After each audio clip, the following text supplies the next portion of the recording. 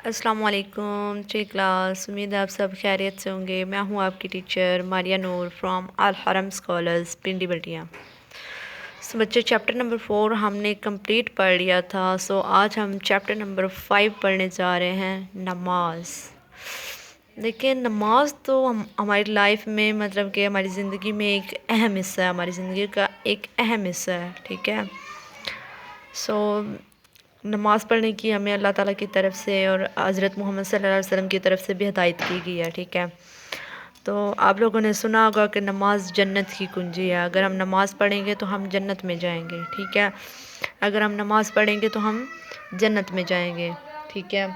नमाज मोमिन की मेराज है और नमाज जन्नत की कुंजी है।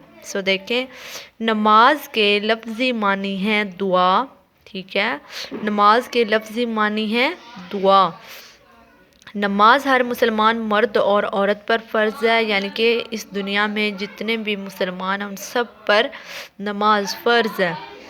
तमाम बालिग बच्चों पर भी नमाज फ़र्ज़ है, यानी कि जो जवान बच्चे होते हैं तमाम उन पर नमाज फ़र्ज़ है। जब एक बच्चा 7 साल का हो जाता है तो उस पर नमाज फ़र्ज़ हो जाती है। ठीक है। तब जब वो 7 साल का हो जाए तब उसको नमाज़ पढ़ने की हिदायत करनी चाहिए। ठीक है। नमाज इस्लाम का दूसरा अहम रुकन है। नमाज में हम अल्लाह के सामने बहुत अदब और एहतराम और आजिज़ी, ये वर्ड है आजिज़ी, से खड़े होते हैं, यानी कि इज़्ज़त से एहतराम से खड़े होते हैं। और अल्लाह की इबादत करके हम अल्लाह की दी हुई नेमतों का शुक्र अदा करते हैं। यानी कि हमें अल्लाह ताला ने हमारी लाइफ में जो कुछ भी दिया है हम अल्लाह ताला का शुक्र अदा करते हैं। ठीक, हम अल्लाह की दी हुई नेमतों का शुक्र अदा करते हैं, यानी कि अल्लाह ताला ने हमें हर चीज़ दी है, खाना पीना। ठीक है। और उसके अलावा पहनने को कपड़े, सोने के लिए घर, ठीक है, रहने के लिए घर।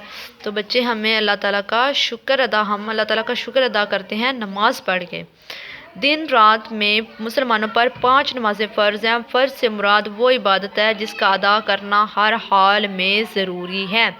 यानी कि नमाज अगर हम पर फ़र्ज़ की गई है तो उसका मतलब ये है कि ये वो इबादत है जिसका अदा करना हर हाल में ज़रूरी है।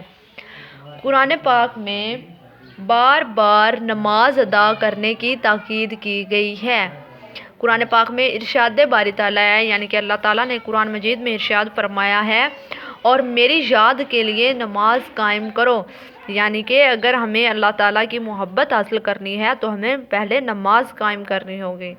हजूर अकरम सल्लल्लाहु अलैहि वसल्लम ने फरमाया, नमाज मेरी आँखों की ठंडक है।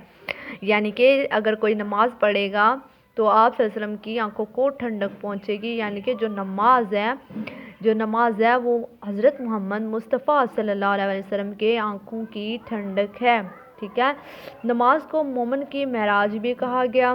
क़यामत के दिन सबसे पहला सवाल नमाज के बारे में होगा। ये आपने याद रखना है कि क़यामत के दिन सबसे पहला सवाल नमाज के बारे में होगा।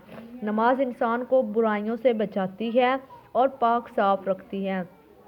अगर हम नमाज़ पढ़ेंगे तो हम पाक साफ रहेंगे। नमाज हमें बुराइयों से बचाती है। ठीक है। नमाज वक्त की पाबंदी सिखाती है। 5 नमाज़ों के औकात ये हैं। हम पर 5 नमाज़ें फ़र्ज़ हैं।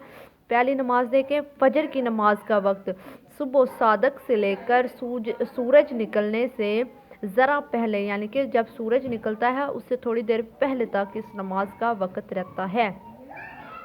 ज़ोहर की नमाज का वक्त सूरज ढलने के बाद से हर चीज़ का साया दुगना होने तक इस नमाज का वक्त रहता है। यानी कि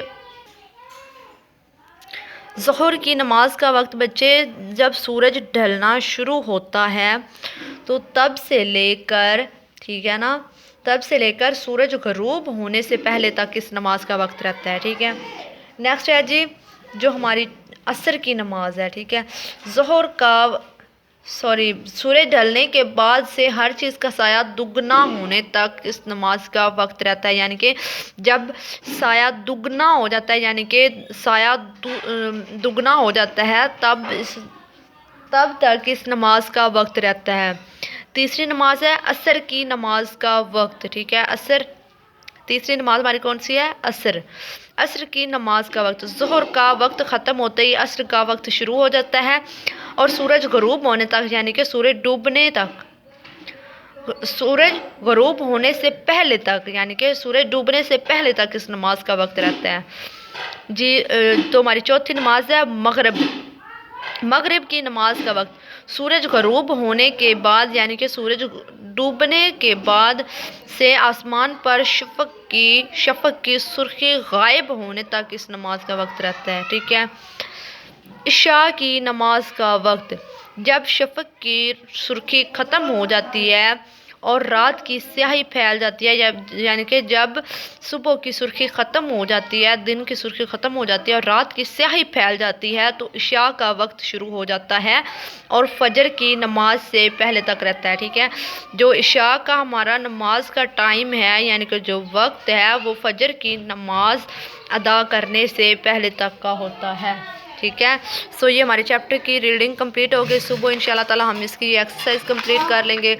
ओके, सो आपने ये ध्यान से वर्क करना है। ओके, अल्लाह हाफिज़, टेक केयर।